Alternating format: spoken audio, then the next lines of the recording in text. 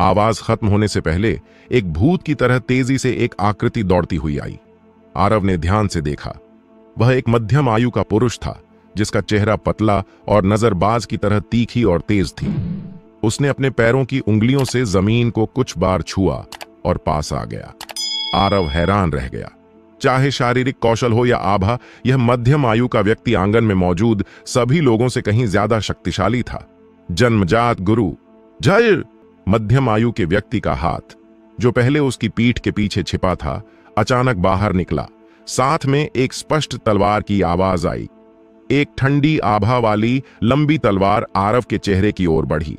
तलवार की नोक एक फुर्तीले जहरीले सांप की तरह कांप रही थी, जिससे सिसकारने की आवाज निकल रही थी जो सांस रोक देने वाली थी। तलवार आने से पहले एक तेज ठंडक आरव के चेहरे पर लगी और उसके चेहरे की त्वचा को हल्का दर्द महसूस हुआ। आरव ने महसूस किया कि उसकी त्वचा की वर्तमान ताकत और मजबूती के साथ वह इस तलवार को रोक नहीं पाएगा। एक जन्मजात गुरु की ताकत उसकी जान को खतरे में डालने के लिए काफी थी। आखिरकार आरव को दुश्मनों से लड़ने का बहुत कम अनुभव था और सिर्फ एक छोटी सी गलती से वह पहले ही पहल खो चुका था। इस पल में भले ही आरव जंगली बैल चांद की चाल के साथ आगे बढ़ता, उसका सिर प्रतिद्वंद्वी की तलवार से छेद दिया जाता। पीछे हटो। ज्यादा सोचे बिना आरव ने हल चलाने की चाल छोड़ दी और तेजी से पीछे हट गया। मध्यम आयु के व्यक्ति ने ठंडी हंसी हंसी और उसकी गति और तेज हो गई। उसकी लंबी तलवार आगे बढ़ती रही, जैसे टखने की हड्डी पर चिपकने वाली जोंक, आरव का पीछा करते हुए। तलवार की नोक अभी भी आरव के चेहरे को ढक रही थी। स्थिति और खतरनाक हो गई। आरव की आंखें तलवार की चमक से भरी थीं। उसकी आंखें दुख रही थीं और आंसू बहने लगे। इस पल में मध्यम आयु के व्यक्ति की आंखों में क्रूरता की एक झलक दिखी। अरे नहीं, पीछे दीवार है। आरव का दिल डूब गया। हालांकि सेन हवेली का आंगन विशाल था, उसकी भी एक सीमा थी। दोनों पक्ष बहुत तेजी से दौड़ रहे थे, एक दूसरे का पीछा करते हुए। पलक झपकते ही आरव दीवार तक पीछे हट गया था। पीछे हटने का कोई रास्ता नहीं था। भले ही आरव ने क्रूर बल से दीवार तोड़ दी होती, फिर भी एक पल की देरी होती। बस एक पल ही उस मध्यम आयु के व्यक्ति के लिए काफी था कि वह आरव को अपनी तलवार से मार डाले। रुको। अचानक एक आकृति दरवाजे से दौड़कर अंदर आई। उसके हाथ में एक स्टील का चाकू था। उसने जोर से चिल्लाया और बड़ी ताकत के साथ मध्यम आयु के व्यक्ति की ओर दौड़ा। ये गौरीश खंड अंकल हैं। हालांकि आरव ध्यान से नहीं देख पा रहा था, वह सिर्फ आवाज सुनकर उस व्यक्ति की पहचान अनुमान लगा सकता था। मध्यम आयु के व्यक्ति ने उसकी ओर एक व्यंग्यात्मक नजर डाली। यह तो छोड़ ही दो कि गौरीश खंड सिर्फ अधिग्रहित पूर्णता स्तर पर था। अगर इस पल में कोई जन्मजात क्षमता वाला गुरु भी आता, वह आरव को नहीं बचा पाता। लंबी तलवार आरव से बस कुछ इंच दूर थी। बहुत देर हो चुकी है, यह लड़का निश्चित रूप से मरेगा। मध्यम आयु के व्यक्ति ने धीरे से चिल्लाया। उसकी आंखों में ठंडक चमकी और उसने अपनी तलवार को आगे बढ़ाया। इस पल में जब उसकी जान एक धागे से लटक रही थी, आरव का दिमाग अचानक शांत हो गया। उसकी आंखों में कोई घबराहट नहीं थी। वह बेहद शांत था और उसकी इंद्रियां सामान्य से कहीं ज्यादा तेज हो गई थीं। आरव अच्छी तरह जानता था कि इस पल में केवल वही था जो उसे बचा सकता था। इतने करीब से आ रही लंबी तलवार का सामना करते हुए आरव ने अपनी आंखें बंद कर लीं और उसके दिमाग में प्रशिक्षण मैदान में पीले रंग के मवेशियों के घास खाने का दृश्य उभरा। अनजाने में आरव ने अपना हाथ बढ़ाया और सामने आ रही तलवार पर रख दिया। एक लपेट, एक झटका, एक खींच। जंगली बैल की 3 चालों में सबसे शक्तिशाली, बैल की जीभ घुमाने वाला ब्लेड, बैंग, एक तेज आवाज जैसे अचानक गड़गड़ाहट सेन हवेली के आंगन में गूंजती रही। अगले पल सभी लोग स्तब्ध रह गए। उनकी आंखें भ्रम, संदेह और अविश्वास से भरी थीं। मध्यम आयु के व्यक्ति के हाथ में तलवार का सिर्फ हैंडल बचा था और तलवार का शरीर पूरी तरह टूट गया था। टुकड़े जमीन पर बिखर गए, जिनमें से अजीब रोशनी चमक रही थी। मध्यम आयु का व्यक्ति अपना मुंह खोलकर अपनी पुतलियों को अचानक सिकोड़ते हुए पास में खड़े आरव को देखने लगा। उसने हमला जारी रखने के बजाय कुछ कदम पीछे हट लिया और सतर्क दिखने लगा। आरव ने अपनी आंखें खोलीं, थोड़ा हांफते हुए कुछ भ्रमित दिख रहा था। बच गया। उस पल में आरव ने वास्तव में मौत का एहसास किया था। अब तक आरव को अभी भी थोड़ा अवास्तविक लग रहा था। एक हल्की हवा चली और उसे पता ही नहीं चला कि उसकी पीठ पहले ही भीग चुकी थी और वह डर के मारे ठंडे पसीने में तरबतर हो गया था। चलो।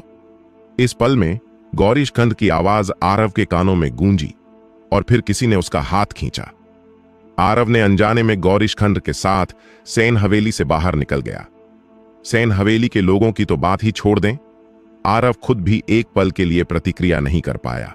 उसका दिमाग उलझन में था और वह सिर्फ सिर झुकाकर गौरीशखंड अंकल के पीछे चलता रहा। रास्ते में गौरीशखंड की नजरें हमेशा आरव पर टिकी रहीं। इससे पहले आरव के प्रतिहार महल छोड़ने के कुछ समय बाद देवनाथ ने उसे बताया था कि दूसरा युवा मालिक कुछ अजीब लग रहा था और शायद वह सेन परिवार से न्याय मांगने गया था। इसलिए उसने उसे दूसरा युवा मालिक की रक्षा के लिए जाने को कहा। जब वह सेन हवेली पहुंचा तो उसने मध्यम आयु के व्यक्ति को आरव पर हमला करते देखा। गौरीशखंड की नजर बहुत तेज थी और वह एक नजर में बता सकता था कि वह व्यक्ति एक जन्मजात गुरु था। वह बिल्कुल नहीं समझ पा रहा था कि आरव जैसे कमजोर विद्वान पर ऐसा जन्मजात गुरु क्यों हमला करेगा। उस समय स्थिति बहुत गंभीर थी और उसके पास सोचने का समय नहीं था। वह सिर्फ पहले कार्रवाई कर सकता था ताकि आरव को बचाया जा सके। इसके बाद गौरीशखंड ने एक ऐसा दृश्य देखा जो सभी को हैरान कर देने वाला था। गौरीशखंड की नजर आरव की हथेली पर टिकी रही। उसका दिमाग उलझन से भरा था। उसने सोचा, क्या दूसरा युवा मालिक कोई दस्ताने जैसा सुरक्षात्मक गियर पहने हुए है? फिर भी एक जन्मजात गुरु की तलवार को टुकड़े टुकड़े करने के लिए कितनी ताकत चाहिए होगी? गौरीशखंड को सबसे ज्यादा हैरानी इस बात की थी कि आरव में मार्शल आर्ट्स का अभ्यास करने का कोई लक्षण नहीं दिखता था और उसका शरीर पहले से भी ज्यादा पतला लग रहा था। अजीब। गौरीशखंड के दिमाग में एक विचार आया और उसने आरव को परखने का फैसला किया। इसलिए उसने अपनी हथेली ढीली की, अपने शरीर को फैलाया और धीरे धीरे अपनी गति बढ़ाई। आरव ने सिर झुकाया, अनमना सा, यह नहीं जानते हुए कि वह क्या सोच रहा था, लेकिन बस अनजाने में गौरीशखंड का पीछा करता रहा। कुछ समय बाद गौरीशखंड और दूसरा व्यक्ति प्रतिहार महल वापस लौट आए। इस समय गौरीशखंड के माथे पर पसीना था, उसकी छाती उभर रही थी और उसकी आंखों में हैरानी साफ दिख रही थी। रास्ते में उसने 3 बार अपनी गति बढ़ाई और अंत में उसने अपनी सीमा तक पहुंच गया, लेकिन आरव फिर भी उसके ठीक पीछे रहा। सबसे डरावनी बात यह थी कि आरव सामान्य दिख रहा था। उसकी सांस स्थिर थी और यह साफ था कि उसके पास अभी भी कुछ ताकत बची थी। प्रतिहार महल पहुंचने के बाद आरव धीरे धीरे होश में आया। वास्तव में आरव दूसरों से कम हैरान नहीं था। हालांकि आरव को हल्का सा एहसास था कि ग्रेट बंजर के 12 दानव राजाओं की गुप्त पुस्तक असाधारण थी। उसे सचमुच नहीं पता था कि केवल 3 महीने के अभ्यास के बाद यह इतनी शक्तिशाली होगी। आरव ने अपनी हथेली को देखा, पूरी तरह ठीक हो गया। जब वह जीवन और मृत्यु के कगार पर था, आरव ने बैल की जीभ घुमाने वाली ब्लेड तकनीक में महारत हासिल कर ली थी। आरव बहुत खुश था। थोड़ा सोचने के बाद उसने रोशनी को यह खबर बताई और थोड़ा दिखावा किया। अचानक आरव को कुछ महसूस हुआ और उसने सिर उठाकर देखा तो गौरीशखंड उसे अजीब भाव से घूर रहा था। क्या हुआ गौरीशखंड अंकल? आरव ने पूछा। गौरीशखंड ने सोचकर कहा, कुछ नहीं, घर के अंदर आओ, पहले अपने कमरे में जाकर आराम करो, मैं बाद में तुमसे मिलने आऊंगा। आरव ने सिर हिलाया। गौरीशखंड ने आरव को विदा किया और सीधे देवनाथ के कमरे में गया, जहां उसने सैन हवेली में देखी गई हर बात को बताया। कमरे में मौजूद सभी लोग हैरान दिखे। कोई भी इस पर विश्वास नहीं करता अगर गौरीशखंड ने खुद यह न कहा होता। क्या दूसरा युवा मालिक एक जन्मजात गुरु है? सुल्तान ने पूछा। गौरीशखंड ने सिर हिलाया और कहा, जो लोग मार्शल आर्ट्स का अभ्यास करते हैं उनके शरीर में कई बदलाव आते हैं, जैसे कि कनपटी का उभरना, उंगलियों की हड्डियों का मोटा होना, हाथों में गट्टे पड़ना और मांसल शरीर। लेकिन दूसरा युवा मालिक में इनमें से कोई बदलाव नहीं है। उसके हाथ गट्टों वाले हैं और उसकी उंगलियां पतली हैं। वह ऐसा नहीं लगता कि उसने कभी हथियार पकड़ा हो। देवनाथ ने भी कहा, दूसरा युवा मालिक सारी जिंदगी पढ़ाई करता रहा है और उसे मार्शल आर्ट्स का अभ्यास करने का कोई मौका नहीं मिला। वरना हमें कैसे नहीं पता होता। इसके अलावा जन्मजात स्तर तक पहुंचने के लिए कम से कम 10 साल की कठिन मेहनत चाहिए, और यह तब है जब वह प्रतिभाशाली हो और उसने अच्छी आंतरिक मार्शल आर्ट्स तकनीक का अभ्यास किया हो। दूसरा युवा मालिक कितने साल का है? गौरीशंकर ने थोड़ा सोचा और कहा, हालांकि वापसी के रास्ते में मैंने जानबूझकर उसका परीक्षण किया। मैं पक्का कह सकता हूं कि दूसरा युवा मालिक की फुर्ती बहुत तेज है, मुझसे भी ज्यादा। आह! इसने सभी को हैरान कर दिया। प्रतिहार परिवार के गार्डों के नेता के रूप में गौरीशंकर शारीरिक कौशल में उतना अच्छा नहीं है, लेकिन उसकी गति भी शीर्ष 10 में आ सकती है। देवनाथ ने भौहें सिकोड़कर पूछा, दूसरे युवा मालिक ने कोई उन्नत प्रकाश कौशल का अभ्यास किया है? मार्शल आर्ट्स की दुनिया में कई उच्च स्तरीय हल्के कौशल हैं, जैसे 8 कदमों से मेंढक का पीछा करना। अभ्यास करने के बाद व्यक्ति निगल की तरह हल्का हो सकता है, जो वास्तव में शरीर की गति को बढ़ा सकता है। नहीं, गौरीशंकर ने सिर हिलाया और कहा, दूसरा युवा मालिक बस सामान्य रूप से दौड़ रहा था, जमीन से जुड़ा हुआ, कुछ खास नहीं। सभी लोग उलझन में थे। गौरीशंकर ने गहरी आवाज में कहा, अगर मेरा अनुमान सही है तो वह मध्यम आयु का व्यक्ति महेंद्रपाल होना चाहिए, जिसे आत्मा छीनने वाली तलवार के नाम से जाना जाता है, जो एक प्रारंभिक जन्मजात गुरु है। यह समझ में नहीं आता, एक जन्मजात गुरु दूसरे युवा मालिक पर हमला क्यों करेगा? क्या उसे अपनी प्रतिष्ठा को ठेस पहुंचाने का डर नहीं है? देवनाथ ने हल्के से भौहें सिकोड़ी। देवनाथ का मतलब था कि अगर कोई दूसरा युवा मालिक को मारना चाहता तो कोई भी मार्शल कलाकार यह कर सकता था। एक जन्मजात गुरु को कार्रवाई करने की क्या जरूरत थी?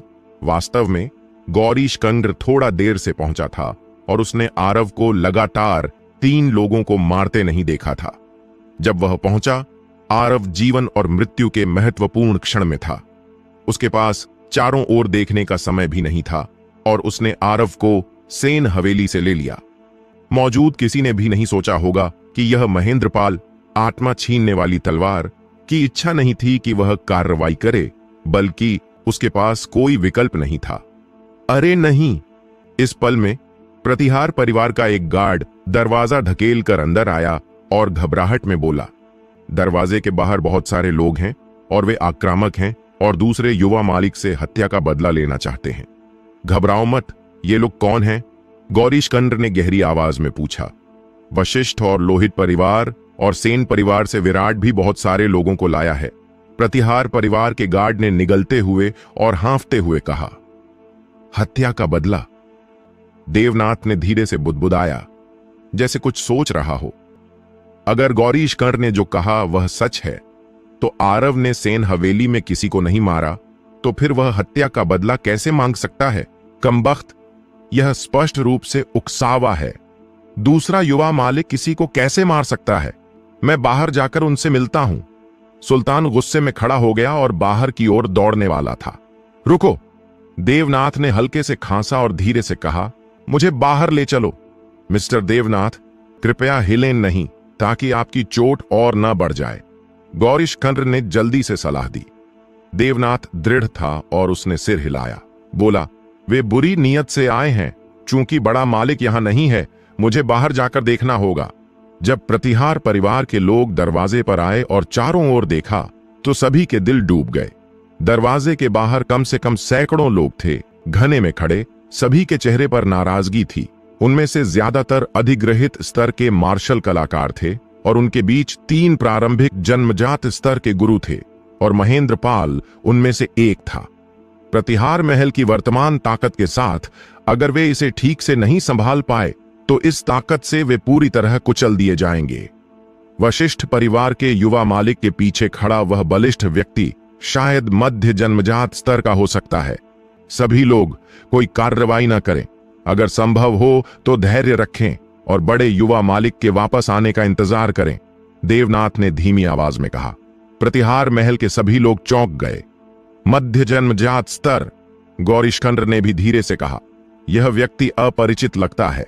मुझे डर है कि वह देवगिरी टाउन से नहीं है। सभी लोग सावधान रहें। आरव कहां है? उसे बाहर आने दो। विराट ने अपने सूजे हुए गालों को ढकते हुए कठोरता से चिल्लाया। गौरीशंकर आगे बढ़ा।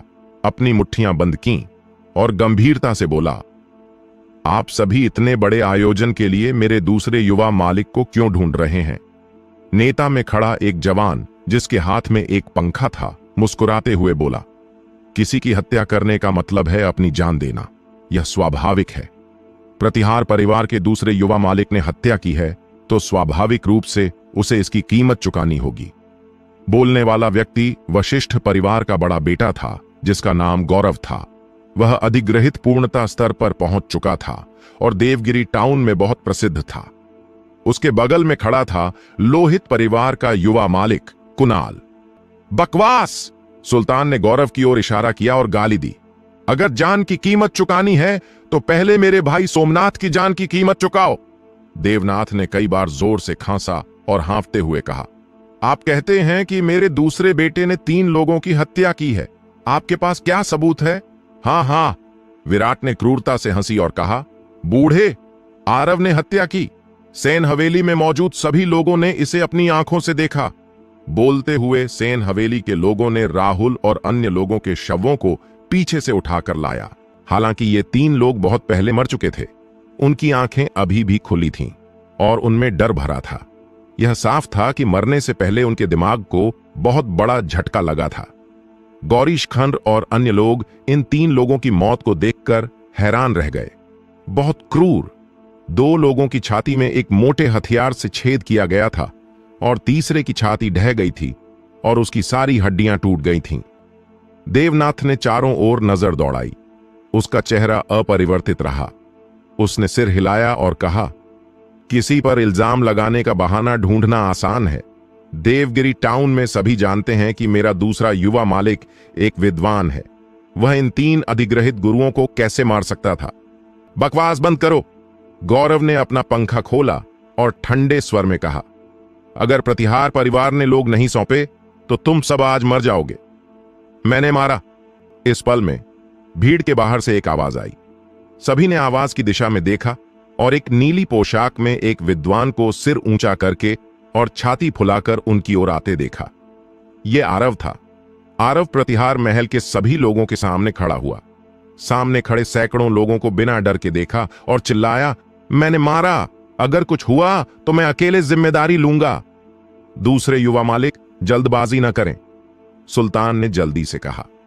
गौरीश खंड ने भी धीरे से कहा, दूसरे युवा मालिक, वे बुरी नीयत से आए हैं और उनकी मंशा बड़ी है। वे बस आपको बहाने के रूप में इस्तेमाल कर रहे हैं। धोखा न खाएं। हाय हाय, कुणाल ने अजीब तरह से हंसी और कहा, चूंकि प्रतिहार परिवार के दूसरे युवा मालिक ने स्वीकार कर लिया है, यह मामला और आसान नहीं हो सकता। उसे मेरे पास लाओ। दूसरे युवा मालिक की रक्षा करो, देवनाथ ने दृढ़ता से कहा। मौत से लड़ो।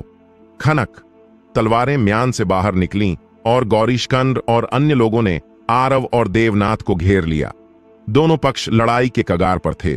गौरव ने अपना पंखा बंद किया और ठंडे स्वर में कहा, आरव को पकड़ो।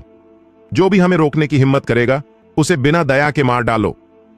आरव ने अपनी मुट्ठियां कस लीं और हल चलाने की चाल करने वाला था, भीड़ में घुसकर उन जन्मजात गुरुओं को ढूंढने के लिए। निष्पक्ष रूप से कहें तो प्रारंभिक जन्मजात गुरु पहले ही उसकी जान को खतरे में डालने की ताकत रखता था और सामने वाले पक्ष में एक मध्य जन्मजात गुरु भी था, लेकिन इस समय उसे कोई परवाह नहीं थी। अचानक घोड़ों की तेज रफ्तार की आवाज सुनाई दी और पलक झपकते ही वे पास आ गए। जो भी मेरे भाई को छूने की हिम्मत करेगा, मैं विशाल उसे मार डालूंगा। भीड़ हटी और केवल एक व्यक्ति को देखा गया जो गुस्से से भरा हुआ घोड़े पर सवार होकर उनकी ओर आ रहा था। उसने प्रतिहार महल के द्वार पर पहुंचकर ही रास कसी। वह व्यक्ति एक ऊंचे घोड़े पर सवार था। उसके हाथ में एक ठंडा लोहे का अमृत स्रोत भाला था। वह एक भयंकर हत्या की आभा बिखेर रहा था और उसकी आंखें ऐसी थीं जैसे मशालें जिन्हें सीधे देखना मुश्किल था। उसके चेहरे पर एक डरावनी निशान थी जो उसकी भौं से लेकर उसके कान तक तिरछी थी। हालांकि घाव बहुत पहले ठीक हो चुका था। घाव के किनारे की नरम लाल मांस बाहर की ओर मुड़ा हुआ था, जो बेहद डरावना लग रहा था और इस व्यक्ति को और भयंकर बना रहा था। प्रतिहार परिवार का बड़ा बेटा विशाल। प्रतिहार परिवार के सभी लोग हैरान थे। और उनकी आंखों में खुशी छिप नहीं रही थी। गौरव, कुणाल, क्या तुम दोनों कामयाब हो गए हो? तुम अभी भी मेरे प्रतिहार परिवार के लिए परेशानी खड़ी करने की हिम्मत करते हो? हाँ, विशाल ने घोड़े से नहीं उतरते हुए दोनों को नीचे की ओर देखते हुए ठंडी आवाज में कहा। हाँ, तो यह सुमालिक हैं। आप सही समय पर आए हैं। मैं आपका लंबे समय से इंतजार कर रहा था। गौरव ऐसा लग रहा था जैसे वह तैयार था और मुस्कुराते हुए बोला। गौरव के पीछे एक बलिष्ठ व्यक्ति निकला, जिसके पीछे एक मोटी पीठ वाला चाकू लटक रहा था। उसकी आंखों में ठंडक थी और उसने जोर से कहा, मैंने सुना है कि सुमालिक 30 साल की उम्र में पहले ही प्रारंभिक जन्मजात गुरु बन चुके हैं। वह एक दुर्लभ प्रतिभा है। आज उनसे मिलने का दुर्लभ अवसर है, इसलिए मैं आपसे सलाह मांगना चाहूंगा। मुझे मरे हुए लोगों के नामों में कोई रुचि नहीं है। इस व्यक्ति के बोलने से पहले ही विशाल ने उसे बीच में रोक दिया। हाँ, विशाल ने धीरे से चिल्लाया और उसके नीचे का घोड़ा आगे बढ़ा। पलक झपकते ही वह उस बलिष्ठ व्यक्ति के सामने था और उसने अपना भाला आगे बढ़ाया। मौत की तलाश। बलिष्ठ व्यक्ति का चेहरा अपरिवर्तित रहा। उसने पीछे की ओर से मोटी पीठ वाला चाकू निकाला, अपनी जन्मजात आभा छोड़ी, ऊपर उछला, अपनी बाहों को सिर के ऊपर उठाया और विशाल की ओर बढ़ते हुए चाकू से वार किया। यह वास्तव में मध्य जन्मजात स्तर है।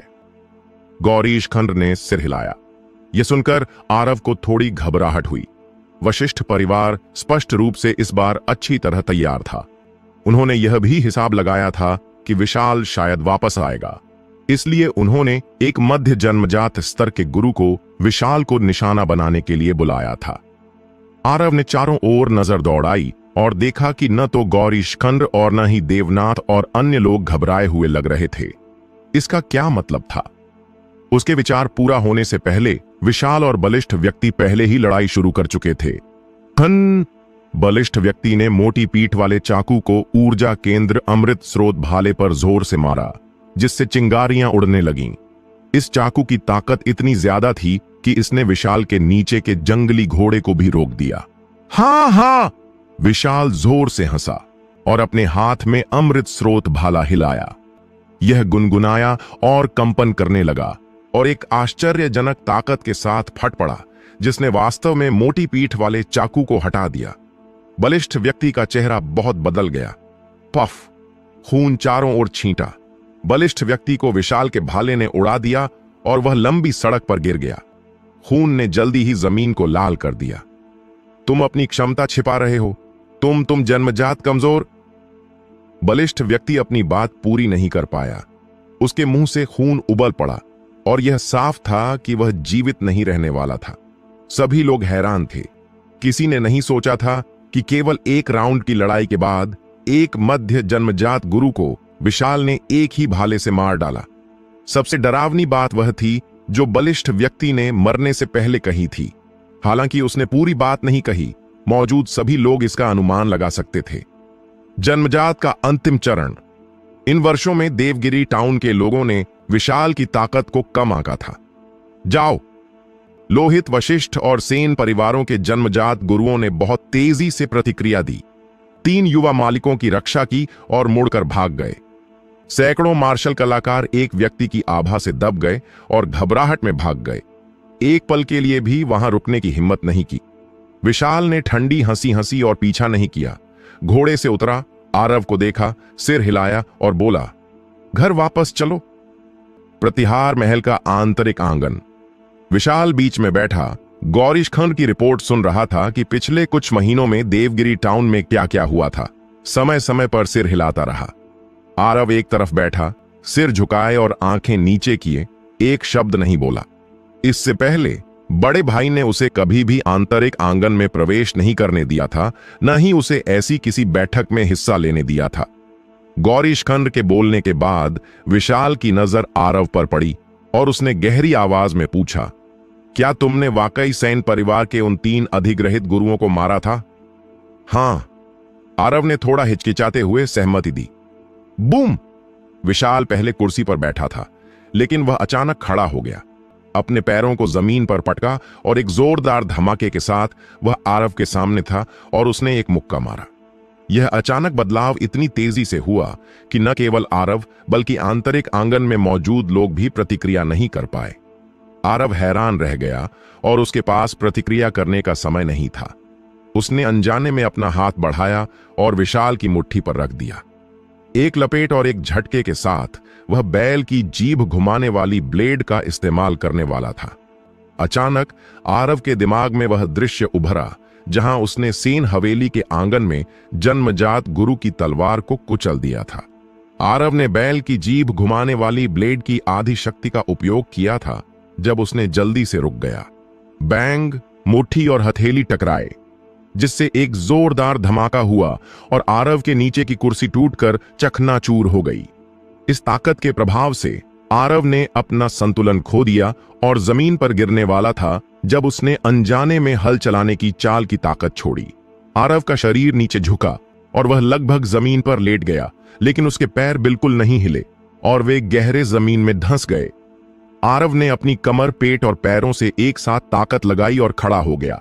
यह चाल वाकई में शक्तिशाली थी और आंतरिक आंगन में मौजूद सभी लोग तुरंत आश्चर्य से भर गए।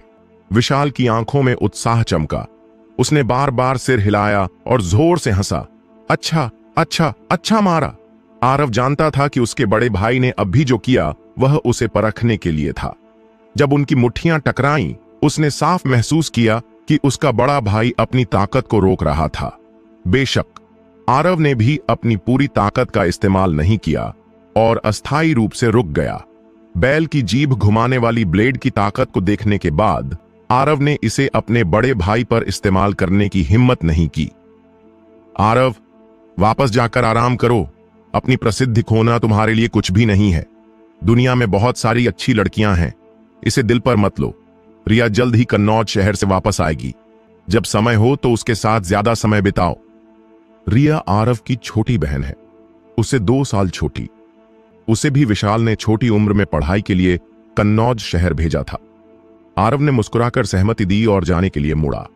विशाल ने आरव की पीठ को जाते हुए जटिल भावों के साथ देखा और लंबे समय तक चुप रहा।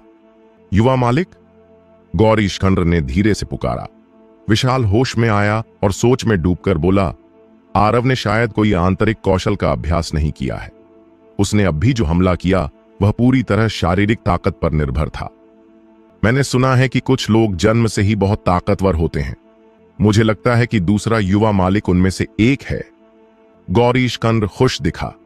विशाल मुस्कुराया और बोला, यह सिर्फ उसकी अपार ताकत नहीं है। जब मैंने अभी आरव के साथ अभ्यास किया तो मेरी बांह में वास्तव में मरोड़ और दर्द महसूस हुआ। मुझे लगता है कि इस लड़के ने अपनी ताकत को रोक लिया। सुल्तान ने कहा, चूंकि दूसरे युवा मालिक में ऐसी क्षमता है तो क्यों न उसे प्रतिहार परिवार की उत्पत्ति और हमारी योजनाओं के बारे में बता दें। नहीं, विशाल ने निर्णायक रूप से सिर हिलाया। मैंने पहले आरव को मार्शल आर्ट्स का अभ्यास करने की अनुमति नहीं दी, क्योंकि मैं नहीं चाहता था कि वह इसमें शामिल हो। मैं, विशाल, जीने की योजना नहीं बनाता, लेकिन आरव और रिया को कोई परेशानी नहीं होनी चाहिए। इस मामले का फिर से जिक्र करने की जरूरत नहीं है। देवनाथ ने धीरे से आह भरी। मैंने दूसरे युवा मालिक को बड़ा होते देखा है। उसकी बुद्धिमत्ता के साथ वह बहुत पहले समस्या को भांप चुका होगा। जब तक हम उसे नहीं बताते, उसे नहीं पता चलेगा। प्रतिहार परिवार 15 साल पहले देवगिरी टाउन आया था। उस समय केवल देवनाथ, गौरीशखंड और कुछ अन्य लोग थे। विशाल 15 साल का था, आरव 2 साल का था और रिया अभी अभी पैदा हुई थी। उस साल उनके माता पिता की मृत्यु हो गई थी। प्रतिहार परिवार के अनुसार वे कन्नौज पहाड़ों से गुजरते समय एक जानवरों की भीड़ में फंस गए थे और बहुत सारे लोग मारे गए थे, जिनमें उनके माता पिता भी शामिल थे। इन वर्षों में आरव को इस कथन पर हमेशा संदेह रहा था। आरव महसूस कर सकता था कि उसके बड़े भाई और प्रतिहार परिवार दोनों ही उससे और उसकी बहन से बहुत सारी बातें छिपा रहे थे, न सिर्फ उनके माता पिता की मृत्यु का कारण। शुरुआत में उसके बड़े भाई ने उसे हवेली दी थी, नाम मात्र के लिए, ताकि वह शांति से पढ़ाई कर सके। लेकिन आरव उस समय जानता था कि उसका बड़ा भाई बस उसे दूर करना चाहता था। आरव ने कठिन मेहनत से पढ़ाई की और शाही परीक्षाएं पास की, इस उम्मीद में कि वह एक दिन अपने बड़े भाई की मदद कर सके। दुर्भाग्यवश हवेली वापस लौटने के बाद आरव ने धीरे धीरे चीजों को समझ लिया। चूंकि उसका बड़ा भाई बोलने को तैयार नहीं था, उसे जबरदस्ती करने की जरूरत नहीं थी। जब तक वह पर्याप्त मजबूत था, वह किसी भी संकट को सुरक्षित रूप से पार कर लेगा। आरव प्रशिक्षण मैदान में दाखिल हुआ। रोशनी आलस्य से नीले पत्थर पर बैठी थी, सामने देख रही थी, जैसे कि उसने आरव को आते हुए नहीं देखा। मैंने बैल की जीभ घुमाने वाली ब्लेड चाल में महारत हासिल कर ली है, आरव ने कहा। रोशनी ने हम कहा। उसका रवैया ठंडा था। आरव जानता था कि रोशनी से यह जवाब मिलना पहले से ही एक बड़ी तारीफ थी। अंदर जाकर अभ्यास करो। रोशनी ने पास में रखे एक लकड़ी के बैरल की ओर इशारा किया।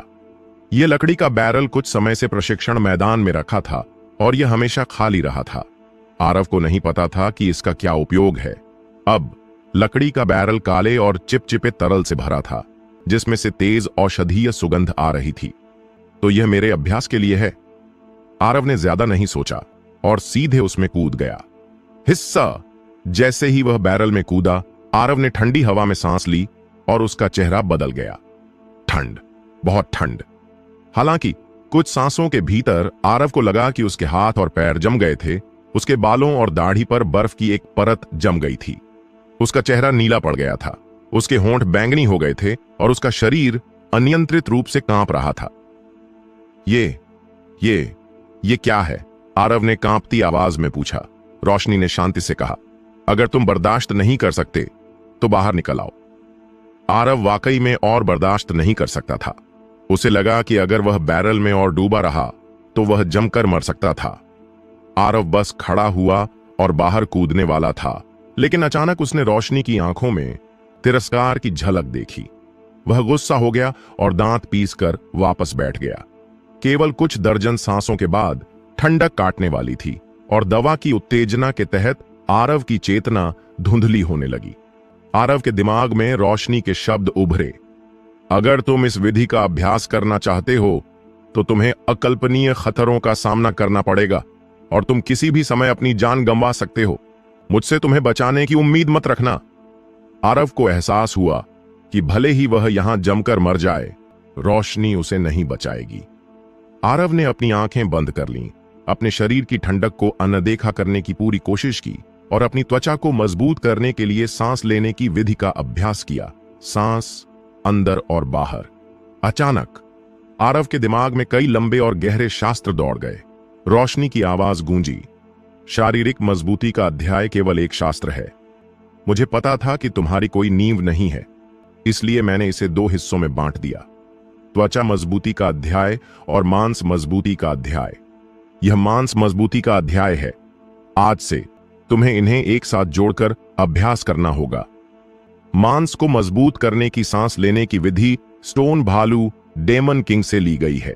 भालुओं का मांस और खून मोटा होता है, उनकी प्रकृति धीमी होती है और उनका रूप भव्य होता है।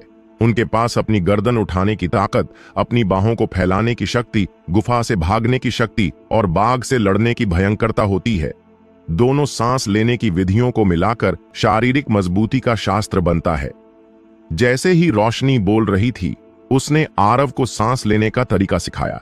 धीरे धीरे आरव को एहसास हुआ और उसकी सांसें लंबी और धीमी हो गईं। हर सांस के साथ लकड़ी के बैरल में मौजूद औषधीय तरल का सार लगातार छिद्रों के माध्यम से शरीर में प्रवेश करता था, त्वचा को धोता था और मांस और खून को पोषण देता था।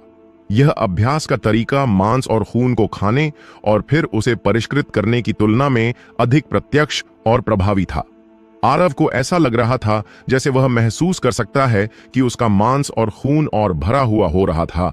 उसकी त्वचा और मजबूत और सख्त हो रही थी और उसका शरीर पहले से कहीं ज्यादा मजबूत लग रहा था। अगर आरव इस पल में अपनी आंखें खोलता तो वह एक बेहद चौंकाने वाला दृश्य देखता। लकड़ी के बैरल में काला और चिपचिपा औषधीय तरल एक विशाल भंवर बन गया था और आरव उस भंवर के बीच में तैर रहा था। आरव के पास एक बैल के आकार का राक्षस और एक भालू के आकार का राक्षस धीरे धीरे प्रकट हुआ।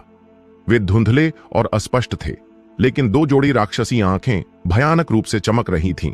ठंडी रोशनी बिखेर रही थीं, हत्या की आभा दिखा रही थीं और एक ऐसी आभा छोड़ रही थीं जो स्वर्ग और पृथ्वी को झकझोर देती थी। जैसे जैसे समय बीतता गया, शरीर की ठंडक धीरे धीरे कम हो गई और अंतहीन सार लगातार मांसपेशियों और त्वचा पर धो रहा था। आरव का स्तर तेजी से सुधर रहा था। पलक झपकते ही एक रात बीत गई। आरव ने अपनी आंखें खोलीं और हैरानी से पाया कि लकड़ी के बैरल में मौजूद औषधीय तरल पारदर्शी और पानी की तरह साफ हो गया था। रोशनी नीले पत्थर से नीचे कूदी और बोली, मैं तुम्हें 3 और चालें सिखाऊंगी। पहली है जमीन चीरने वाली हथेली। इस हथेली का कोण तुम अपनी इच्छा से बदल सकते हो। तुम्हें बस ताकत लगाने की तकनीक याद रखनी है और जमीन चीरने का अर्थ समझना है। बोलते हुए रोशनी ने अपना हाथ हल्के से उठाया। आरव का दिल हिला और उसने अचानक अपनी आंखें बंद कर लीं। एक अजीब सा एहसास उसके दिमाग में आया। आरव को लगा जैसे वह रोशनी का सामना नहीं कर रहा था, बल्कि एक भयंकर और डरावने भालू राक्षस का, जो अपनी विशाल भालू की हथेली को उठा रहा था और उसे जोर से नीचे ला रहा था। हालांकि वह जानता था कि यह सिर्फ एक भ्रम था, फिर भी आरव इस गति के दबाव में अनजाने में पीछे हट गया। खड़खड़। आरव भूल गया कि वह अभी भी लकड़ी के बैरल में था और गंदगी में जमीन पर गिर गया। बैरल का पानी चारों ओर बिखर गया। दूसरी चाल है रौद्र पर्वत। इस चाल में तुम्हें अपनी पूरी ताकत का इस्तेमाल करना होगा। जब तक तुम प्रतिद्वंद्वी से चिपक जाओ, वह मर जाएगा और प्रतिक्रिया करने का मौका भी नहीं पाएगा। रोशनी ने अपने पैरों को एक साथ रगड़ा, आगे झुकी और उसका शरीर हिल गया। आरव की पुतलियां सिकुड़ गईं। इस पहाड़ झुकाव की चाल के बाद रोशनी के सामने की हवा तुरंत ठोस हो गई, जैसे कि वह वास्तविक हो, और फिर अचानक बिखर गई। इस संपर्क और झुकाव से निकली ताकत इतनी तेज और भयंकर थी कि हवा भी इसे चकमा नहीं दे सकी। तीसरी चाल, मांस और खून का जीवाश्म। थोड़ा रुकने के बाद रोशनी ने कहा, यह चाल ग्रेट बंजर के 12 दानव राजाओं की गुप्त पुस्तक से एक रक्षात्मक विधि है। इसे एक मानसिक विधि माना जा सकता है। एक बार इसमें महारत हासिल कर ली जाए तो तुम्हारा मांस और खून तुरंत पत्थर में बदल सकता है, अविनाशी हो जाता है और किसी भी प्रभाव से होने वाली क्षति को कम करता है। आरव ने स्टोन भालू की 3 शैलियों का अभ्यास शुरू किया और रोशनी कठोर चेहरे के साथ पास में खड़ी थी और अगर कुछ गलत होता तो उसे कुछ निर्देश देती। हर बार जब रोशनी उसे निर्देश देती, आरव को दुख होता। पूरा दिन बीत जाने के बाद आरव ने स्टोन भालू की 3 शैलियों में कोई प्रगति नहीं की थी। वह पहले से ही घावों से भरा था। उसके शरीर पर नीले काले निशान थे। वह पसीने से तरबतर था और घास पर निढाल लेट गया, हाँफ रहा था। बेशक आरव अपने दिल में जानता था कि अगर ऐसी कठोर उत्तेजना न होती तो स्टोन भालू की 3 शैलियों का अभ्यास करने में उसे शायद कई गुना ज्यादा समय लगता। रात में रोशनी ने एक और बैरल दवा तैयार की और आरव को उसमें अभ्यास करने को कहा। आश्चर्यजनक बात यह थी कि दिन में आरव कितना भी घायल हो जाता, रात भर लकड़ी के बैरल में अभ्यास करने के बाद वह दिन में फिर से ऊर्जा से भरा होता। उसके शरीर पर एक भी निशान नहीं होता। आरव का चेहरा धीरे धीरे गहरा पड़ गया और उसकी आंखों की गहराई में एक ठंडी चमक दिखी। देवनाथ ने भौहें सिकोड़ी, थोड़ा सोचा और फिर जोर से बोला, गौरीशकंद्र, मैं यहां हूं। देवनाथ ने गहरी आवाज में कहा, जल्दी से अपने लोगों को कन्नौज शहर ले जाओ और देखो कि क्या युवा मालकिन निकल चुकी है। अगर कोई खबर हो तो तुरंत वापस लौटकर बताओ। जरूरत नहीं, आरव ने हाथ हिलाया। वह अपनी बहन को सबसे अच्छी तरह जानता था। रिया बचपन से बहुत आज्ञाकारी रही थी और कभी भी ऐसा कुछ नहीं करती थी जिससे उसका परिवार चिंतित हो। अब रिया देवगिरी टाउन वापस नहीं लौटी थी तो इसका केवल एक ही स्पष्टीकरण था कि कोई दुर्घटना हो गई थी। आरव का चेहरा ठंडा था क्योंकि वह धीरे धीरे खड़ा हुआ।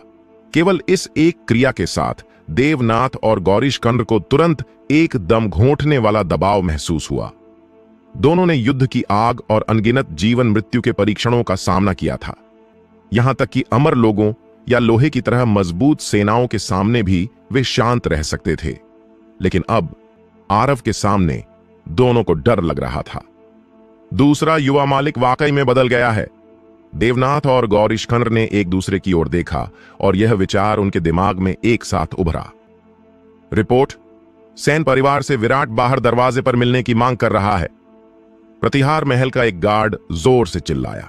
देवनाथ ने गहरी सांस ली और बोला, उसे अंदर आने दो। हाँ हाँ, आप सभी कैसे हैं? कुछ ही देर बाद विराट सफेद कमीज में चल कर आया और मुस्कुराते हुए बोला। आरव कुछ नहीं बोला, अपनी आंखें थोड़ा सिकोड़कर विराट को घूर रहा था। विराट का दिल कांप गया। पता नहीं क्यों विराट को ऐसा लगा जैसे उसे किसी भयंकर बाघ या भूखे भेड़िए ने निशाना बनाया हो और वह पलक झपकते ही टुकड़े टुकड़े हो जाएगा। मैं बस यह बताने आया हूं कि वशिष्ठ और लोहित परिवारों ने एक भोज का आयोजन किया है और वे प्रतिहार परिवार के 2 युवा मालिकों को आमंत्रित करना चाहेंगे, विराट ने जल्दी से कहा, अपराध बोध महसूस करते हुए। आरव विराट के पास आया और शांति से बोला, भाई यहां नहीं है, मैं तुम्हारे साथ जाऊंगा। दूसरे युवा मालिक, भोज अच्छा नहीं है, मत जाओ। गौरी शकंद्र जल्दी से आगे बढ़ा और आरव के कान में फुसफुसाया। आरव ने बगल में देखा। गौरी शकंद्र ने सिर झुकाया और दांत पीसकर कहा, दूसरे युवा मालिक, मैं आपके साथ जाऊंगा।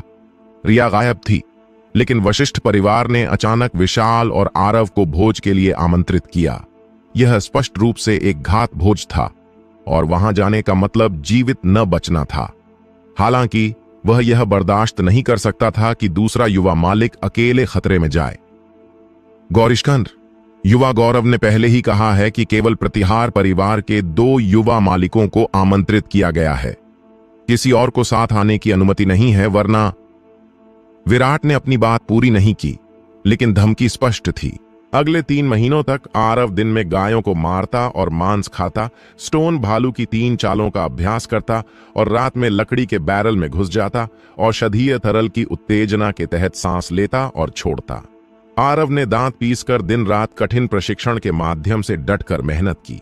इस लगभग क्रूर प्रशिक्षण वातावरण में आरव की शारीरिक मजबूती के शास्त्र की समझ गहरी होती गई और उसने जमीन चीरने वाली हथेली और पीठ से टकराने की चाल में छोटी सी सफलता हासिल की। केवल मांस और खून के जीवाश्म की तकनीक का बहुत कम प्रभाव हुआ। आरव की त्वचा धीरे धीरे शुरू में जंगली बैल की 3 शैलियों का अभ्यास करने के दौरान रूखी होने से चिकनी और नाजुक होने की ओर बढ़ी। यह प्रकृति में वापसी की प्रक्रिया थी। यह जेड की तरह सफेद दिखती थी, लेकिन पहले से कहीं ज्यादा सख्त थी। आरव का शरीर धीरे धीरे मजबूत होता गया, उसका मांस और खून और भरा हुआ हो गया और वह काफी लंबा हो गया। 17 साल की उम्र में वह पहले से ही 7 फीट से ज्यादा लंबा था, लगभग रोशनी जितना। 3 महीने पहले आरव ने सेन हवेली में अपनी ताकत आजमाई थी और उसे एक तलवार लगी थी। हालांकि उसे कोई बाहरी चोट नहीं आई थी, तलवार में निहित ताकत ने उसकी मांसपेशियों को नुकसान पहुंचाया था और लंबे समय तक दर्द रहा था। और अब आरव ने अनुमान लगाया कि अगर उसे फिर से अधिग्रहित पूर्णता स्तर तक पहुंचा हुआ गुरु तलवार से मारता तो उसे कोई दर्द नहीं होता। शारीरिक मजबूती के शास्त्र के आधे साल के अभ्यास के बाद यह शरीर किसी साधारण तलवार से कम नहीं था। बेशक शारीरिक मजबूती के अध्याय का अभ्यास करने से होने वाले बदलाव सिर्फ यही नहीं थे। ताकत में वृद्धि, गति में वृद्धि और उसकी आंखों में तीक्ष्णता ने आरव को पूरी तरह बदल दिया था। उस सुबह आरव प्रशिक्षण मैदान से बाहर निकला, एक हरे रंग की कमीज पहनी और ठीक से तैयार होकर प्रतिहार महल की ओर बढ़ा। तारीख के अनुसार रिया को आज वापस आना चाहिए था। चाहे वह आरव हो, विशाल हो या प्रतिहार परिवार के अन्य लोग, सभी इस छोटी बहन की बहुत देखभाल करते थे, डरते थे कि कहीं उसे कोई अन्याय न सहना पड़े। जल्द ही आरव प्रतिहार महल पहुंच गया। दूसरा युवा मालिक वापस आ गया। प्रतिहार महल के लोग खुश दिखे और उन्होंने गर्मजोशी से अभिवादन किया। आरव ने मुस्कुराकर सिर हिलाया। 3 महीने के आराम के बाद देवनाथ की चोटें अब गंभीर नहीं थीं, लेकिन वह बहुत बूढ़ा लग रहा था। भाई, फिर से यहां नहीं है? आरव ने सहजता से पूछा। देवनाथ मुस्कुराया और बोला, हाल ही में व्यापार व्यस्त रहा है और बड़े मालिक को बाहर की चीजों की देखभाल करनी पड़ रही है। वह आज वापस नहीं आएंगे। आरव और देवनाथ हॉल में बातें कर रहे थे, रिया के वापस आने का इंतजार कर रहे थे। 1 घंटा, 2 घंटे, दोपहर बीत चुकी थी। कन्नौज शहर देवगिरी टाउन से ज्यादा दूर नहीं है और इसमें ज्यादा से ज्यादा 1 घंटे की पैदल यात्रा लगती है, लेकिन रिया अभी भी वापस नहीं आई थी। रास्ता दिखाओ, आरव ने हल्के से कहा। विराट ने देवनाथ और गौरीश खंड को उकसाने वाली नजर से घूरा, ठंडी हंसी हंसी और सेन हवेली से अकड़ कर चला गया। मिस्टर देवनाथ, अब क्या करें, वरना मैं लोगों को ले जाकर उसे मार डालूं। हम दूसरे युवा मालिक को परेशानी में नहीं पड़ने दे सकते। गौरीश खंड चिंतित दिखा। नहीं, देवनाथ ने सिर हिलाया और भौहें सिकोड़कर कहा, दूसरा पक्ष स्पष्ट रूप से तैयारियां कर चुका है। वशिष्ठ परिवार अब खतरनाक स्थिति में है। प्रतिहार महल की वर्तमान ताकत के साथ हम उनके साथ कैसे मुकाबला कर सकते हैं? थोड़ा रुकने के बाद देवनाथ ने गहरी आवाज में कहा, निकटतम ब्लैक आर्मर्ड कैवेलरी को यहां लाओ, जितना जल्दी हो सके। फिर क्या यह समय पर होगा? गौरीश खंगर ने पूछा। पता नहीं, देवनाथ ने धीरे से आह भरी। अब हम केवल यह उम्मीद कर सकते हैं कि दूसरा युवा मालिक और युवा मालकिन थोड़ा और समय टिक सकें। यही एकमात्र तरीका है। जैसे ही आरव वशिष्ठ परिवार के आंगन में दाखिल हुआ, उसके पीछे का द्वार धीरे धीरे बंद हो गया। आंगन के दोनों ओर लोग भरे हुए थे। सभी मार्शल आर्ट्स के गुरु थे। उनकी तलवारें निकली हुई थीं, ठंडी चमक बिखेर रही थीं। जब उन्होंने देखा कि यह आरव था जो आया था, उनकी आंखों में आश्चर्य की एक झलक दिखी और फिर उन्होंने तिरस्कार दिखाया और ठंडी हंसी के साथ सिर हिलाया। आंगन के अंत में वशिष्ठ हवेली का मुख्य हॉल था, जहां एक अष्टकोणीय मेज रखी थी और बहुत सारे लोग बैठे थे, जिनमें गौरव और कुणाल शामिल थे। इस समय विराट आरव को लेकर आया और बैठ गया। आरव सामान्य दिख रहा था क्योंकि वह धीरे धीरे हॉल में चला और चारों ओर नजर दौड़ाई। हॉल में 17 लोग थे। गौरव, कुणाल और विराट को छोड़कर बाकी सभी जन्मजात गुरु थे। उनमें महेंद्रपाल, आत्मा छीनने वाली तलवार, भी था, जिसने सेन हवेली में आरव के साथ लड़ाई की थी। 14 जन्मजात गुरुओं में 7 की आभा महेंद्रपाल से ज्यादा मजबूत थी और उनमें से 3 की आभा सबसे मजबूत थी। जैसा कि अपेक्षित था, इन 7 लोगों में से 4 मध्य जन्मजात स्तर के थे और बाकी 3 अंतिम जन्मजात स्तर के थे। आरव का दिमाग घूमा और उसने स्थिति को स्पष्ट रूप से समझ लिया। वशिष्ठ परिवार स्पष्ट रूप से उनकी परेशानियों का जड़ से खात्मा करना चाहता था और भाइयों को मौके पर ही अपंग करना चाहता था, लेकिन दुर्भाग्यवश विशाल वहां नहीं था। मैं एक बड़ी मछली पकड़ना चाहता था, लेकिन मुझे एक छोटी चिंगाट मिली। अगर मुझे यह पता होता तो हमें इतना बड़ा तामझाम करने की जरूरत नहीं थी। गौरव ने ठंडी हंसी हंसी और आरव को तिरस्कार से देखा। मेरी बहन कहां है? आरव का स्वर शांत था। उसकी आवाज में कोई उतार चढ़ाव नहीं था। गौरव ने ताली बजाई। हॉल के पीछे से 2 महिलाएं एक साथ बाहर निकलीं। सटीक रूप से कहें तो उनमें से एक को बंधक बनाया गया था। रिया एक हरे रंग की लंबी पोशाक पहने थी, जो उसे बहुत जीवंत बना रही थी। हालांकि वह केवल 15 साल की थी, वह पहले से ही एक सुंदर और निर्दोष युवती बन चुकी थी। हालांकि इस पल में रिया की आंखों में आंसू थे, लेकिन वह उन्हें गिरने से रोकने की कोशिश कर रही थी। उसने अपने होंठ दबाए और आरव को देखा, एक शब्द कहने से इनकार करते हुए। आरव के दिल में दर्द हुआ। इन सभी वर्षों में आरव ने अपनी बहन को कभी इस तरह देखा था? क्या उसे कभी ऐसा अन्याय सहना पड़ा था? कुणाल मुस्कुराया और बोला, मेरे बगल में यह मेरी बहन आरती है। ऐसा लगता है कि वह और मिस सू बहुत अच्छी तरह मिल रही हैं। रिया के बगल में खड़ी महिला ने हल्के से मुस्कुराया, रिया को खींचकर बैठाया, अपनी उंगलियों के बीच एक तेज खंजर लहराया और धीरे से बोली, रो मत बहन, मैं तुम्हारे नाखून काटने में मदद करूंगी। बोलते हुए आरती ने रिया की कांपती उंगलियों को खींचा और खंजर को उसकी उंगलियों के सिरों पर हल्के से फिसलाया। आह! आरती ने धीरे से चिल्लाया और देखा कि रिया की उंगलियों के सिरे से खून की एक बूंद निकल रही थी। लाल रंग चकाचौंध करने वाला था। बहन, अपनी उंगलियां मत हिलाओ। सौभाग्य से मैंने अभी ध्यान रखा, वरना तुम्हारी उंगलियां कट जाती। आरती अभी भी मुस्कुरा रही थी, जैसे एक सांप। आरव नहीं हिला। यह आरती कोई कमजोर महिला नहीं थी, वह भी अधिग्रहित कौशल की गुरु थी। आरव और आरती के बीच एक अष्टकोणीय मेज थी, जिस पर 4 मध्य जन्मजात लोग, 3 अंतिम जन्मजात लोग बैठे थे और 7 प्रारंभिक जन्मजात लोग आरव के दोनों ओर खड़े थे। आरव के पास लोगों को बचाने का कोई तरीका नहीं था। ठीक है, ठीक है, ठीक है। इस पल में अष्टकोणीय मेज के बीच में बैठा एक 50 साल का व्यक्ति धीरे धीरे ताली बजाने लगा और सिर हिलाकर बोला, वह गर्जन भरा सीना और शांत चेहरा रखता है। वाकई में एक प्रतिभाशाली व्यक्ति है। गौरव, यह कोई छोटी बात नहीं है। सिर्फ इस तरह के चरित्र के आधार पर वह हमारे इस भोज की मेजबानी के लायक है। गौरव ने होंठ बिचकाए। मैं विश्वामित्र हूं, वशिष्ठ परिवार का वर्तमान मुखिया। 50 साल के व्यक्ति ने अपनी बाईं ओर इशारा किया और बोला, यह लक्ष्मण सिंह है, लोहित परिवार का मुखिया। और यह? विश्वामित्र ने फिर दाईं ओर देखा और गहरी आवाज में बोला, यह कन्नौज शहर के महान नायक जगदेव हैं, जिन्हें थंडर ब्लेड के नाम से भी जाना जाता है। 3 महीने पहले विशाल के हाथों मरने वाला उनका जूनियर सह प्रशिक्षु था। तीनों ही जन्मजात के अंतिम चरण में थे। आरव का चेहरा शांत रहा और उसने धीरे से कहा, मार्शल आर्ट्स की दुनिया में दुश्मनी परिवार वालों को नुकसान नहीं पहुंचानी चाहिए। कृपया उस व्यक्ति को छोड़ दें। मैं, आरव, आपके साथ रहूंगा। हाँ, तुम तो बस एक नीच व्यक्ति हो, कुणाल ने हंसते हुए डांटा।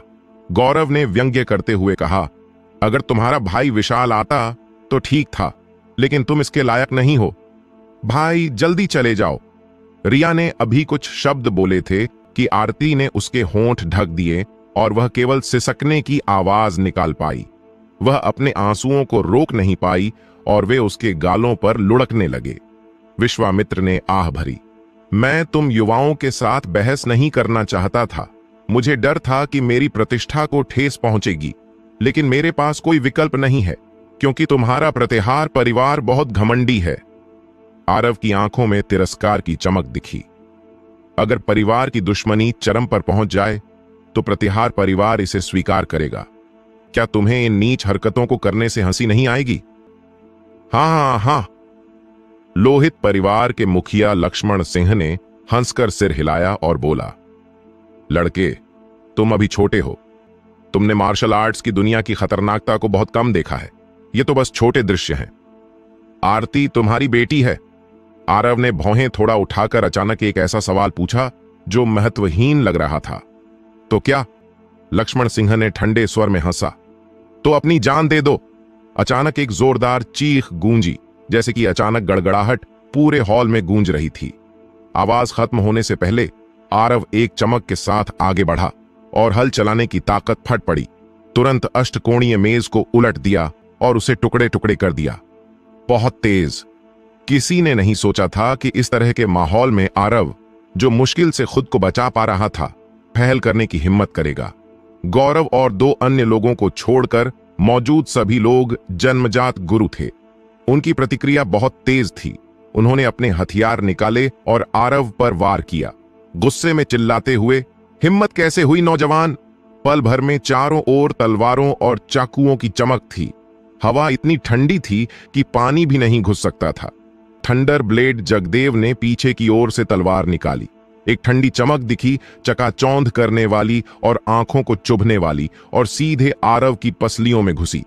आरव ने अपने आसपास की तलवारों और चाकुओं को अनदेखा किया, लक्ष्मण सिंह को गहरी नजरों से घूरा। उसने अपनी हथेली पलटी और जोर से नीचे मारी, एक बेहद भयंकर आभा बिखेरते हुए। जमीन चीरने वाली हथेली। आरव की हिंसक और तीखी आभा के दबाव में लक्ष्मण सिंह का चेहरा बहुत बदल गया और उसका पहला विचार था कि वह मुड़कर भाग जाए। मार्शल आर्ट्स की दुनिया में वर्षों के अनुभव ने उसे बताया कि अगर वह इस पल में मुड़ा तो वह निश्चित रूप से मर जाएगा। लक्ष्मण सिंह ने अपनी आंखें पूरी तरह खोल दी और दहाड़ा। उसके पास अपना हथियार निकालने का समय भी नहीं था। उसने अपनी बाहों को ऊपर उठाकर रोकने की कोशिश की। दूसरी ओर विश्वामित्र ने एक हाथ में तलवार पकड़ी। उसकी आंखों में हत्या की मंशा थी। तलवार की नोक कांप रही थी क्योंकि यह आरव की आंखों को ढक रही थी। विश्वामित्र ने सुना था कि आरव के पास एक तरह का क्षैतिज प्रशिक्षण कुंग फू है, लेकिन चाहे कोई भी क्षैतिज प्रशिक्षण कुंग फू हो, यह आंखों तक नहीं पहुंच सकता था। खटाक, हड्डी टूटने की एक डरावनी आवाज सुनाई दी और लक्ष्मण सिंह दर्द से चीखा। उसकी दोनों बाहें वास्तव में आरव की हथेली से टूट गई थीं। टूटी हुई हड्डियां मांस को भेद कर बाहर निकल आई थीं, जो चौंकाने वाला था। जन्मजात के अंतिम चरण का एक गुरु आरव के एक ही वार को नहीं झेल सका। सभी के चेहरे डर से पीले पड़ गए। जमीन चीरने वाली हथेली के बाद आरव आगे बढ़ा। उसने लक्ष्मण सिंह का गला पकड़ा और उसे अपनी हथेली में कैद कर लिया। उसी समय आरव ने बाईं ओर और आगे एक बड़ा कदम लिया, अपना चेहरा बगल में किया और विश्वामित्र की तलवार को अपनी गाल पर लगने दिया। उसका खाली बायां हाथ बैल की जीभ की तरह नरम था और आगे लपका। विश्वामित्र की तलवार आरव के गाल में घुसी, लेकिन यह पार नहीं हुई, बल्कि इसे भारी प्रतिरोध का सामना करना पड़ा और तलवार मुड़ गई। हिस्सा, इस लड़के का क्षैतिज प्रशिक्षण कौशल इतना मजबूत है। विश्वामित्र हैरान था। उसे लगा कि कुछ गलत है और वह जल्दी से पीछे हट गया। इस पल में आरव की हथेली विश्वामित्र की उस बांह पर टिकी जिसे वह वापस खींचने में नाकाम रहा। एक लपेट, एक झटका, एक खींच, पफ, हर जगह खून और मांस उड़ रहा था। विश्वामित्र की बांह आरव की हथेली से टुकड़े टुकड़े हो गई और उसके कंधे से खींच ली गई। विश्वामित्र जमीन पर गिर गया। अपनी टूटी बांह से बहते खून को देखा। उसकी आंखें डर से भरी थीं और उसने दिल दहला देने वाली चीख निकाली, बैंग बैंग बैंग। उसी समय आसपास की लगभग सभी तलवारें और चाकू आरव पर गिरे और चमड़े पर मार पड़ने की तरह उछल गए। हालांकि आरव के कपड़े टुकड़े टुकड़े हो गए थे, लेकिन खून की कोई चमक नहीं थी। तलवारों और बंदूकों से अछूता, यहां तक कि एक जन्मजात गुरु जो हथियार पकड़े हुए था, वह आरव की रक्षा को नहीं तोड़ सका। पफ! इस पल में एक तेज हथियार के मांस में घुसने की आवाज अचानक गूंजी। एक चाकू आरव की पसलियों में आधा घुस गया था और खून तुरंत उसके कपड़ों में रिस गया। आरव और चाकू पकड़े हुए जगदेव दोनों एक पल के लिए स्तब्ध रह गए। आरव ने नहीं सोचा था कि कोई उसकी रक्षा को भेद सकता है। जगदेव ने नहीं सोचा था कि यह चाकू आरव को सीधे नहीं मार सका, बल्कि वहां अटक गया और आगे नहीं बढ़ सका। जगदेव को मार्शल आर्ट्स की दुनिया में थंडर ब्लेड का उपनाम इसलिए मिला था क्योंकि उनकी तलवारबाजी शानदार नहीं थी, बल्कि उनके हाथ में मौजूद चाकू में कुछ खास विशेषताएं थीं। यह बेहद तेज था और बाल काट सकता था और लोहे को मिट्टी की तरह काट सकता था। लेकिन वह कभी नहीं सोच सकता था कि जब थंडर ब्लेड आरव के शरीर में घुसी तो यह ऐसा था जैसे किसी जिद्दी पत्थर में घुस रही हो। प्रतिरोध और बड़ा होता गया और अंत में यह मांस में अटक गई। यह थी शारीरिक मजबूती के शास्त्र की भयावहता। जगदेव ने अपनी थंडर ब्लेड निकाली, कुछ कदम पीछे हट गया और हमला जारी नहीं रखा। जगदेव भी चिंतित था क्योंकि आरव ने अभी अभी विश्वामित्र की बांह को कुचल दिया था। इसके अलावा, हालांकि यह चाकू आरव को गंभीर रूप से घायल नहीं कर सका, इसने उसे चोटें दी थीं और धीरे धीरे खून बहने से आरव वशिष्ठ परिवार का दरवाजा नहीं छोड़ पाएगा। रुको, रुको! आरती और आरव ने एक साथ बोला। आरव के हमले शुरू करने से लेकर अब तक केवल कुछ सांसें बीती थीं। यार्ड में कुशल लड़ाके अभी अभी दरवाजे पर पहुंचे थे। जब तक आरती ने प्रतिक्रिया दी, तब तक उसके पिता पहले ही आरव के हाथों में थे। आरती ने खंजर को रिया के बर्फ जैसे सफेद गले पर रखा और नाजुक ढंग से चिल्लाई, मेरे पिता को छोड़ दो! आरव ने लक्ष्मण सिंह का गला दबाया।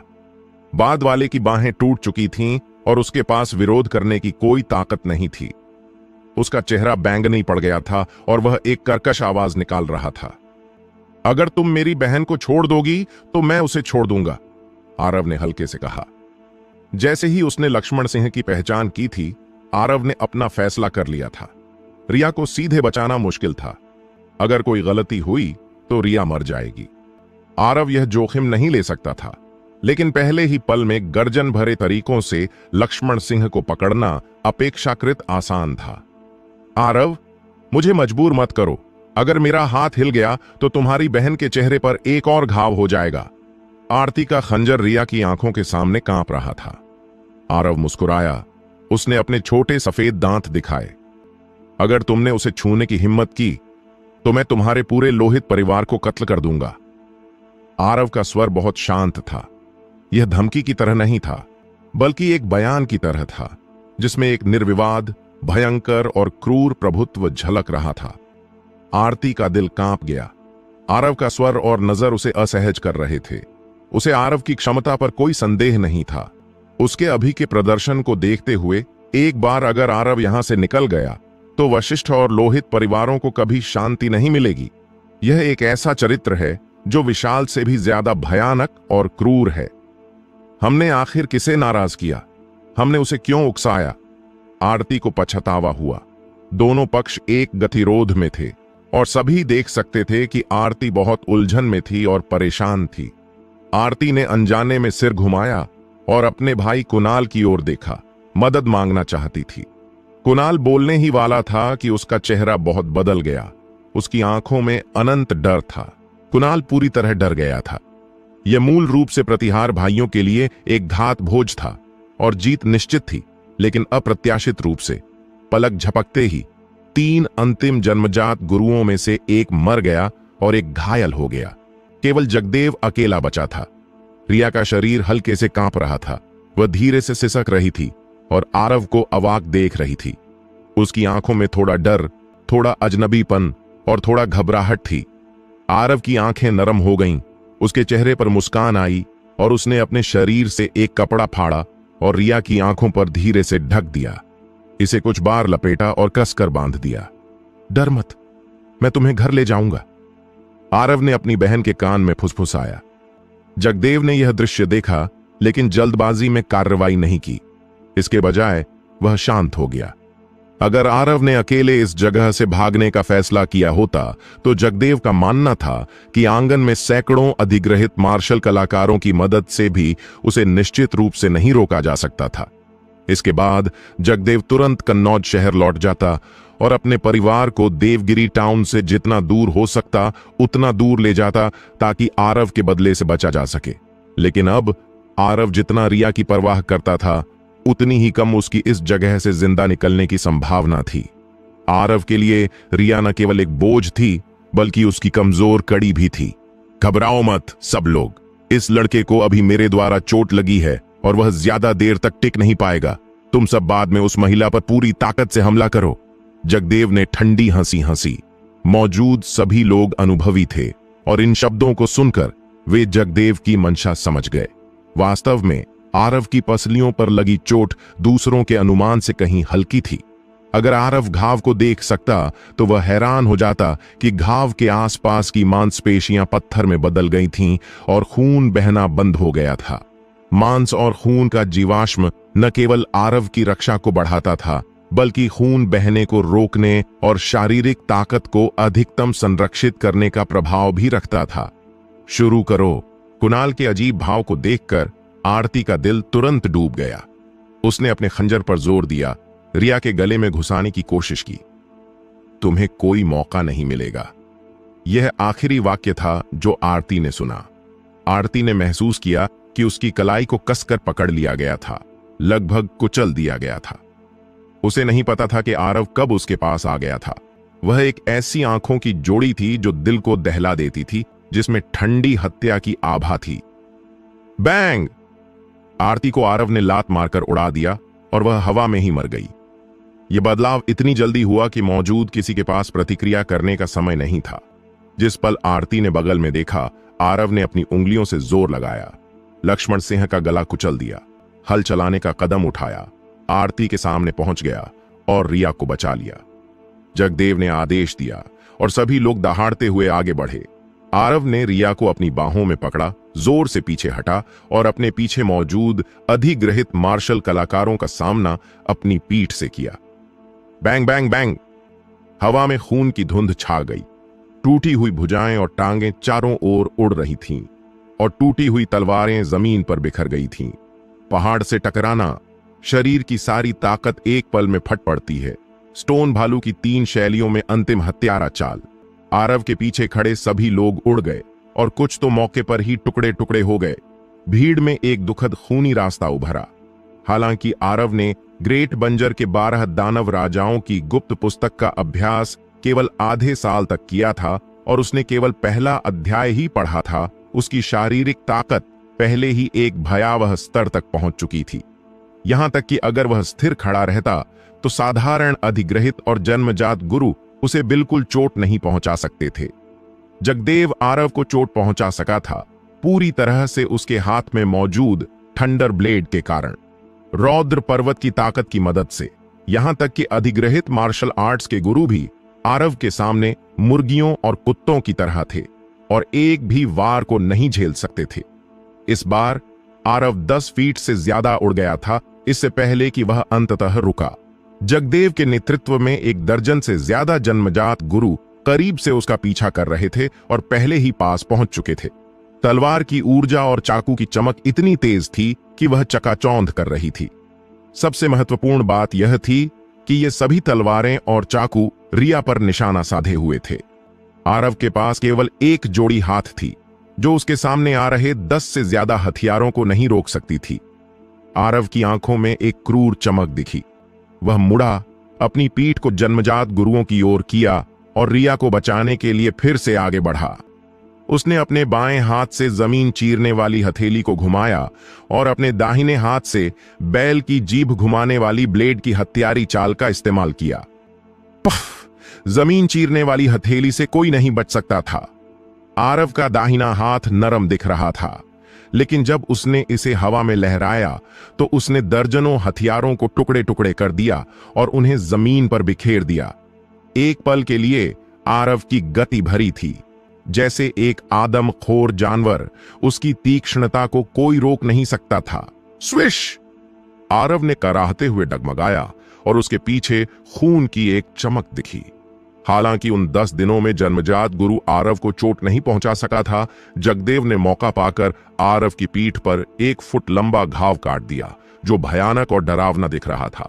हालांकि वह देख नहीं सकती थी, रिया को साफ महसूस हुआ कि कुछ हुआ था। भाई, कृपया चले जाओ और मेरी चिंता मत करो। रिया आंसुओं में डूब गई।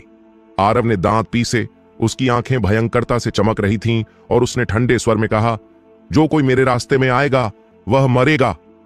खड़खड़! आरव ने हल चलाने की चाल की, अपने पैरों से जोर लगाया। जमीन पर 2 गहरे गड्ढे बन गए और रेत और पत्थर चारों ओर उड़ने लगे। ये रेत और पत्थर भी हल चलाने की ताकत लिए हुए थे और वे भीड़ में टकराए, जिससे भारी नुकसान हुआ। कई टूटे हुए हथियार भी आरव ने भीड़ में लात मारकर फेंक दिए। पलक झपकते ही आरव वशिष्ठ परिवार के आंगन की दीवार के आधार तक पहुंच गया। रास्ते में आरव के शरीर पर 2 और घाव हो गए। उसकी पीठ पर एक घाव था, जो बहुत खतरनाक था। अगर यह थोड़ा और पास होता तो आरव मर चुका होता। इस पल तक आरव ने वास्तव में शारीरिक मजबूती के शास्त्र की ताकत को महसूस किया और धीरे धीरे पिछले 3 महीनों तक काले औषधीय तरल में डूबने के फायदों को समझा। अगर कोई और होता तो वह अब तक थक कर चूर हो चुका होता और उसकी ऊर्जा खत्म हो चुकी होती। हालांकि आरव के शरीर पर लगे घाव उतने गंभीर नहीं थे जितने वे दिखते थे। हर घाव पत्थर में बदलना शुरू हो गया था और ऊर्जा और खून का नुकसान ज्यादा नहीं था। बेशक अगर आरव मांस और खून के जीवाश्म की तकनीक में महारत हासिल कर लेता तो जगदेव उसे थंडर ब्लेड के साथ भी चोट नहीं पहुंचा पाता। आरव ने रिया को अपनी पीठ के पीछे बचाया, दीवार से टकराया। उसकी फटी हुई नीली कमीज पहले ही खून से लाल हो चुकी थी। उसने अपने चारों ओर इकट्ठा हुए लोगों को देखा। उसकी आंखें मशालों की तरह थीं। उसकी भौहें हत्या की मंशा से भरी थीं और उसमें कोई डर नहीं था। जैसे ही सभी ने आरव की स्थिति देखी, वे उसकी मंशा समझ गए। रिया को दीवार की ओर पीठ करके पीछे से खतरा कम था और आरव का दबाव बहुत कम हो गया था, इसलिए वह कई गुरुओं से सीधे मुकाबला कर सकता था। जब तक आरव नहीं गिरता, कोई भी रिया को चोट नहीं पहुंचा सकता था। वह ज्यादा देर तक नहीं टिकेगा, उसे मार डालो, जगदेव ने चिल्लाया और आगे बढ़ा। आरव ने अपनी आंखें सिकोड़ी और जगदेव को घूरा, जो उसकी ओर बढ़ रहा था। सभी लोगों में केवल जगदेव ही उसके लिए सबसे बड़ा खतरा था, या सटीक रूप से कहें तो जगदेव के हाथ में थंडर ब्लेड। स्विश! लंबी तलवार हवा में भयंकर गति के साथ आई। आरव ने दूसरों के हथियारों को अनदेखा किया, अचानक अपनी हथेली बढ़ाई और इसे सीधे थंडर तलवार पर रख दिया, लपेटा, झटका और खींचा। जगदेव का चेहरा बहुत बदल गया और एक चीख के साथ थंडर ब्लेड उसके हाथ से उड़ गई। अगर अन्य हथियार बैल की जीभ की ताकत से लपेटे जाते तो वे बहुत पहले टुकड़े टुकड़े हो गए होते, लेकिन थंडर ब्लेड बरकरार थी और आरव के हाथों में खींच ली गई। आरव ने चाकू को उल्टा पकड़ा और सामने की ओर बेतहाशा घुमाया ताकि आने वाले हथियारों को रोका जा सके। डींग डैंग डैंग! सभी आने वाले हथियार थंडर ब्लेड से 2 टुकड़ों में कट गए। अच्छा चाकू! आरव जोर से हंसा, एक कदम आगे बढ़ा और महेंद्रपाल की ओर चाकू से वार किया जो उसकी ओर बढ़ रहा था। महेंद्रपाल की पुतलियां बहुत सिकुड़ गईं और उसके लिए चकमा देना बहुत देर हो चुकी थी। चाकू चमका और महेंद्रपाल आरव द्वारा 2 हिस्सों में काट दिया गया और खून छींट गया। आरव ने कभी तलवारबाजी का अभ्यास नहीं किया था, लेकिन शारीरिक मजबूती का शास्त्र शारीरिक प्रशिक्षण के बारे में था। अगर शारीरिक ताकत पर्याप्त मजबूत हो और गति तेज हो तो भले ही तलवार की तकनीक खामियों से भरी हो, यह फिर भी भारी नुकसान पहुंचा सकती थी। आरव ने चाकू से वार किया और किसी को प्रतिक्रिया करने का इंतजार किए बिना वह वापस अपनी जगह पर लौट गया और रिया के सामने खड़ा हो गया। जगदेव ने अपनी थंडर ब्लेड खो दी थी और हालांकि सामने अभी भी 100 से ज्यादा लोग थे, वे आरव के लिए ज्यादा खतरा नहीं थे। स्थिति सूक्ष्म रूप से बदल गई थी। चाहे भीड़ ने कैसे भी हमला किया, वे आरव को चोट नहीं पहुंचा सकते थे, लेकिन जब उन्हें मौका मिलता आरव पहल करता और 1 या 2 लोगों को मार डालता। आरव अपने खाली हाथों से अजेय था, थंडर ब्लेड के साथ तो वह और भी शक्तिशाली हो गया था। आरव को घेरने वालों की संख्या धीरे धीरे कम हो रही थी। दर्जन भर जन्मजात गुरुओं में से केवल 4 अभी भी टिके हुए थे। सभी के पीछे न हटने का कारण यह था कि वे उम्मीद कर रहे थे कि आरव थकावट से जमीन पर गिर जाएगा। आखिरकार इंसान की ताकत की सीमा होती है। इसके अलावा आरव के शरीर पर कई घाव थे जो सभी ने देखे थे। यह लड़ाई लगभग 2 घंटे तक चली थी। अगर यह कोई सामान्य व्यक्ति होता तो उन घावों के साथ और इतनी भयंकर लड़ाई के साथ उसका खून बहुत पहले बह चुका होता, लेकिन कोई भी आरव के चेहरे पर थकान का एक भी निशान नहीं देख सकता था। शुरुआत से अंत तक आरव की आंखों में भयंकर चमक कभी कम नहीं हुई, बल्कि और तेज हो गई और वह लड़ाई में और साहसी होता गया। पता नहीं कितना समय बीत गया था, लेकिन आरव ने एक व्यक्ति को गिराने के बाद अचानक रिया का हाथ पकड़ा और हत्या की मंशा के साथ धीरे धीरे भीड़ की ओर बढ़ा। आरव आगे बढ़ा, जबकि जगदेव और अन्य लोग डर से भरे हुए थे और अनजाने में पीछे हट गए। अचानक सभी को एहसास हुआ कि शिकारी कब शिकार बन गए, उन्हें पता ही नहीं चला। आरव ने सिर झुकाया, अपने हाथ में अभी भी खून टपक रहे लंबे चाकू को देखा और धीरे से बोला, तुम सब आज यहां से नहीं निकलने चाहिए।